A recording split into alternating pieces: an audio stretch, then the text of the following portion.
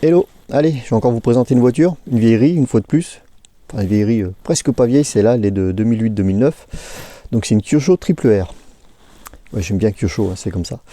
Donc voilà, donc avec une carrosserie Lola, vous l'avez déjà aperçu plusieurs fois du coup du coin de l'œil là-bas sur l'étagère. Donc la carrosserie Lola a été autorisée par la Fédé dans la catégorie Promo 1. Voilà, donc c'est carrosserie Lola et pneumousse autorisée.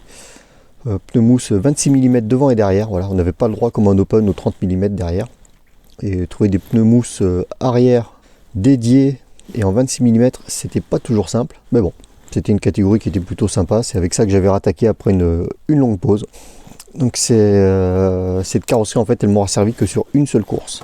Quand j'ai repris en 2008, j'ai fait deux courses de ligue avec donc une Purten MK2 qui datait de 98-99, donc autant dire que c'était pas la panacée, mais bon, ça s'est plutôt bien passé, mais ça je vous le raconterai quand je présenterai la MK2. Comme du coup en faisant des courses de ligue, on se qualifie assez facilement pour la coupe des ligues, ou enfin la coupe Espoir suivant le nom, bah, du coup j'étais qualifié et, pour participer de façon un peu plus sérieuse à la coupe des ligues, voilà, bah, j'ai pris une triple R. Donc voilà, sur cette voiture, bah, vous verrez pas d'autocollant Nitro 26. Allez. Malheureusement, la boutique avait fermé déjà depuis un petit moment à ce moment-là. Par contre, voilà, bah, c'était RC Collector, hobby modèle et surtout modélisme passion à Montélimar qui me suivait à ce moment-là. Et un petit concours indirect, une petite aide indirecte de Kyosho avec Michael Pontal comme mécano le jour de la Coupe des Ligues. Alors, donc Michael Pontal, pour ceux qui ne connaissent pas, c'était un pilote officiel Kyosho, très bon pilote, donc qui a fait partie de l'équipe de France. Voilà, donc c'était celui qui m'a fait la mécanique, les ravitaillements le jour de la Coupe des Ligues. Par contre, vous pouvez voir que la carrosserie, malgré qu'elle ait fait qu'une course, elle a quand même trinqué. Là, j'ai fait un bisou à une barrière Vauban. Je m'étais dit, tiens, qu'une carrosserie comme ça, avec beaucoup d'appui, je vais peut-être tenter de mettre la roue libre avant, comme sur les pistes 8e. J'ai pas les doigts pour ça, je suis pas assez bon. J'ai raté un freinage, la voiture a monté sur un vibreur, elle s'est envolée et je suis allé taper une barrière. Ça va, c'était pendant les essais libres du samedi. Là, du coup, j'ai remonté vraiment dans la configuration telle que je l'ai utilisée pour la Coupe des Ligues. Histoire de vous la détailler un peu, on va essayer de suivre un ordre plus ou moins précis. Donc bien sûr, beaucoup de carbone, hein, c'était un modèle vraiment axé compétition. C'est quand même un châssis qui a été champion du monde en 2004, 2005, quelque chose comme ça, ou 2006. Donc on peut voir que le support d'amortisseur arrière est doublé pour gagner un peu en rigidité. À l'avant, c'est le support d'origine, il suffit largement. Au niveau des amortisseurs, on voit qu'on a un très grand choix d'ancrage, hein. Au niveau des tirants supérieurs aussi, voilà. On a beaucoup de possibilités. Pour participer à la prise de carrossage à l'enfoncement, on voit que du coup le triangle, enfin le tirant supérieur n'est pas du tout parallèle au triangle inférieur. Voilà, donc ça participe à la prise de carrossage en dynamique. Voilà, c'est vraiment quelque chose de très recherché en piste. Le réglage du pincement, bah, ça se fait par un système de rotule, un peu comme sur les Mugen MBX en tout terrain et compagnie. Voilà, en piste, le système à rotule était vraiment très très répandu. Ça permettrait de régler facilement les voies, le carrossage, le pincement. Voilà. Tant qu'on est sur l'arrière, la barre anti-roulis, bah, c'est une barre anti-roulis, tout ce qu'il y a de plus classique. Donc on a le disque de frein qui est pris directement sur la transmission. Donc quand on freine sur les 4 roues. Au passage, on voit que la transmission est par courroie. La boîte de vitesse, c'est pas une boîte à cliquer, c'est une boîte à masselotte.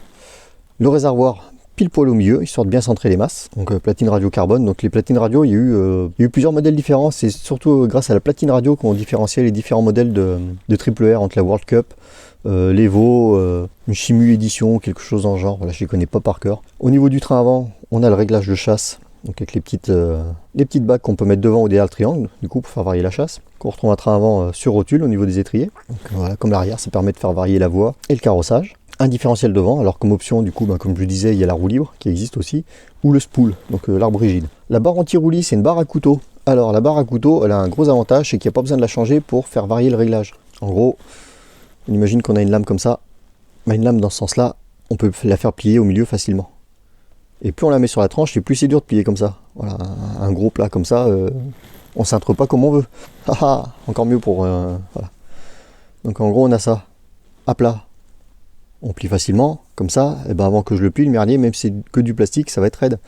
Donc voilà, une barre à couteau, c'est ça, en gros, on a deux plaques, une articulation au milieu, Et on peut faire régler cet angle. Et voilà, et plus on met d'angle et plus la barre est dure. Tout simplement. Donc ça évitait bien des démontages, c'était vraiment juste un réglage à faire par le côté, un petit rattrapage de jeu et en avant. Et après bon, il reste tous les autres réglages, le droop et compagnie, voilà, c'est du classique, mais voilà, c'est une voiture du coup qui a vraiment tous les réglages possibles et imaginables. Partie électronique, bon, c'est pas compliqué, donc le servo de direction, vous l'avez vu du coup dans la vidéo de comparatif avec le servo SPT, donc c'est un Savox Low Profile en 9 kg. À l'époque c'était un truc qui était, ça faisait partie limite du haut de gamme, hein, il n'y avait pas de souci avec ça, c'était très très bien. Ce petit bout de plastique là, eh ben, c'est le support de puce, avec le clips du coup de côté pour accrocher la puce, parce qu'à l'époque voilà, les puces dédiées ça commençait tout juste à arriver. Et autrement il fallait aller chercher sa puce sur le rack et hop, en avant. Pas se tromper de numéro, faire gaffe qu'elle soit bien chargée. Enfin voilà. Le servo de gaz frein c'est un E-TEC HS 5975 de mémoire. Voilà, 5975. Pour le gaz frein c'est largement suffisant, surtout à mon niveau. Donc pour la partie électronique, donc voilà, les servos sont vraiment placés très bas pour abaisser le centre de gravité. De même que le pack d'accu du coup qui est sur le réservoir. Tout ça, ça participe vraiment à rabaisser au maximum le centre de gravité. On retrouve du coup la came de frein pour actionner les plaquettes. La came de carbu.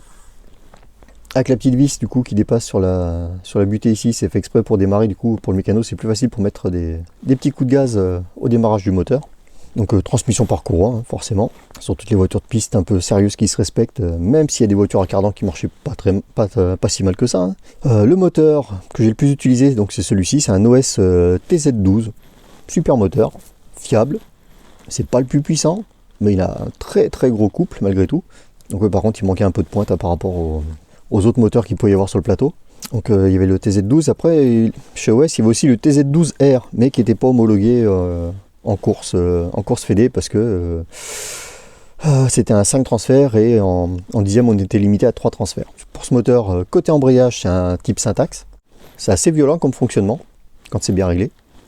Ça permet des accélérations de folie, des départs au top. Après, côté échappement, bah, c'est un EFRA 2611, c'était l'échappement le plus commun qu'on pouvait trouver, le plus répandu.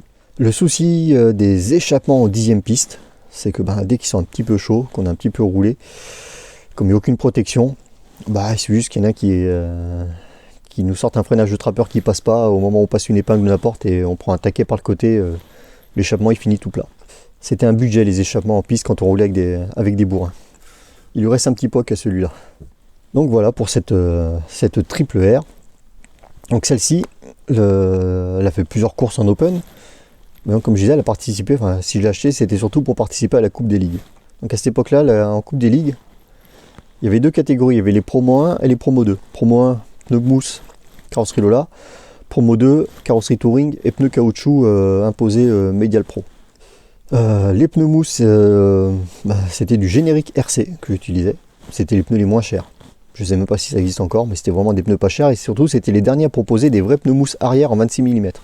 Donc voilà, donc moi j'étais inscrit en promo 1. On n'était pas très nombreux, malheureusement, c'est une catégorie qui était vouée à mourir. Surtout à cause de ces fameux pneus mousse en 26 mm au lieu d'être autorisé en 30 comme les Open. C'était bien dommage.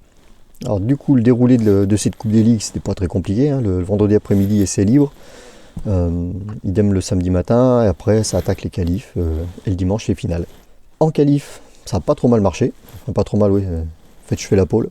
Il faut préciser que pour moi, faire une pole, c'est très rare. Je ne suis pas un pilote rapide. Sur 5 minutes, encore moins. Enfin, c'est trop court pour moi, j'ai pas le temps de me mettre en jambe, c'est comme ça. Je sais pas faire. Mais bon, malgré tout, voilà, j'ai réussi à faire la pole. Bien content. Le dimanche, du coup, les finales, donc finale directe. Donc voilà, partir en pole, c'était quand même une sacrée dose de stress, parce que ça ne m'était vraiment pas arrivé souvent. Du coup, il y a deux écoles, c'est soit départ prudent et puis on assure pour tout le reste de la finale, en espérant qu'il y ait un peu des cartons, que ça se tasse et compagnie. Mais bon, là quand même, finale de coupe, c'est pas non plus que des manches qui pilotent. La deuxième solution, c'était essayer de faire un départ canon et essayer de creuser un écart dès le début. Et c'est ce que j'ai essayé de faire. J'ai réussi. Ça a duré un petit moment quand même, bien 10 minutes, où j'ai réussi à grappiller du temps sur le deuxième, donc sur Marc Verlaguet. En troisième position, il y avait Jérôme Sibilia. Alors Jérôme Sibilia, pour la petite histoire, président du GCF Drift à Sonnet, donc je vous ai déjà fait une vidéo là-dessus, je vous la recale par là. Et Jérôme, donc c'était le seul pilote ce jour-là à utiliser une voiture loisir. Alors quand je dis loisir, il avait une Kyosho FW05 et avec le moteur d'origine. Donc voilà, vraiment loisir. Et malgré tout, il occupait la troisième place. jusqu'à ce que son pack d'accu de réception dise merde. Voilà, c'est dommage, ça aurait fait un joli podium. Du coup est passé troisième Charles Kevin du club de Grenoble. Très bon pilote avec sa Mugen. Je pense qu'il a dû avoir un petit problème d'embrayage parce que le pauvre, c'était assez récurrent pour lui les problèmes d'embrayage à la première place. Bien content, un peu de stress toujours quand on est premier. On essaie d'assurer, enfin c'est pas si on doit assurer, si on doit accélérer. Donc j'avais Mickaël Pontal qui me faisait la mécanique et les ravitaillements, qui me coachait. Arrivé à la mi-course à peu près, ça a commencé à se gâter pour moi. J'ai la transmission avant qui commençait à rendre l'âme, ça se sentait un peu, mais bon, je pensais que ça allait tenir et pourtant voilà, courroie neuve, enfin toute la partie transmission avait été refaite pour la finale, pour être tranquille. Et non, soit un petit caillou est passé dedans ou n'importe, mais bon, la courroie s'est retrouvée toute lisse, elle a bouffé le différentiel, la poulie de différentiel, ça a tout fondu. Donc je me suis retrouvé en propulsion pendant un bon tiers de la finale. Et en propulsion, ça veut dire que quand on freine, le frein c'est que sur les roues arrière aussi. Là-dessus, le frein est sur la transmission. Plus de transmission avant, plus de frein à l'avant. Donc en gros, la coupe d'hélice est à Beaumont-Monteux. Beaumont-Monteux, au bout de la ligne droite, il y a une épingle. Arriver à balle et devoir freiner pour passer une épingle, quand c'est que sur les roues arrière, c'est pas facile. Les pistes 8e, ça passe, parce que ça passe en travers, il y a beaucoup d'appui aérodynamique, il y a tout qui participe. Là, heureusement que c'était une carrosserie Lola, ça m'a quand même aidé. Mais il a fallu assurer du coup pendant un bon tiers et Marc qui remontait. Ce qui m'a sauvé, c'est que à attaquer comme il faisait pour remonter, il a bouffé ses pneus arrière, il a fini sur les jantes. Ça m'a sauvé la première place, donc oui, j'ai réussi à remporter la Coupe des Ligues en 2008 avec cette voiture et avec une transmission avant HS. Alors, comme ça vous en savez un petit peu plus sur moi, donc oui, je ne suis pas spécialement un pilote tout-terrain, je suis pas très bon en tout-terrain. En piste, je me débrouille un peu mieux. Bon, je vais quand même vous démarrer le moteur tant qu'à faire, non? Je roule en Kyosho et j'ai un banc serpent. C'est balèze ça, non? Comme ça, pour ceux qui ne connaissent pas, vous allez voir un démarrage au banc.